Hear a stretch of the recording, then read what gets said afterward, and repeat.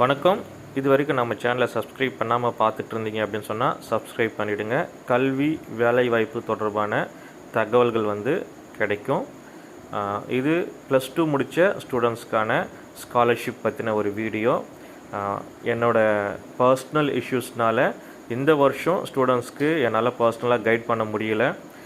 Phone calls attend பண்ண முடியல. உங்களுடைய மெசேஜஸ்க்கு ரிப்ளை பண்ண முடியல. பர்சனலாக கொஞ்சம் ப்ராப்ளம்ஸ். ஸோ இந்த வீடியோ உங்களுக்கு ரொம்ப யூஸ்ஃபுல்லாக இருக்கும் அப்படின்னு சொல்லி தான் நான் போஸ்ட் பண்ணுறேன். எல்லாருக்குமே ஷேர் பண்ணுங்கள்.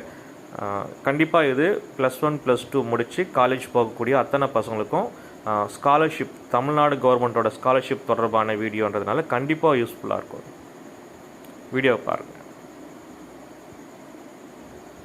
+2 தேர்வு முடிவுகள் வந்ததும் எந்த காலேஜ்ல எந்த கோர்ஸ் எடுக்கலாம் ஃப்ரெண்ட்ஸோட சேர்ந்து தீவிரமா பிளான் பண்ணிட்டு இருக்கீங்களா? அதோட எந்த ஸ்காலர்ஷிப் ஸ்கீமுக்கு நீங்க எலிஜிபிள் அப்படின்னு செக் பண்ணுங்க. தமிழ்நாடு கவர்மெண்ட் 48 ஸ்கீம்ஸ்ல ஸ்காலர்ஷிப் வழங்குறாங்க.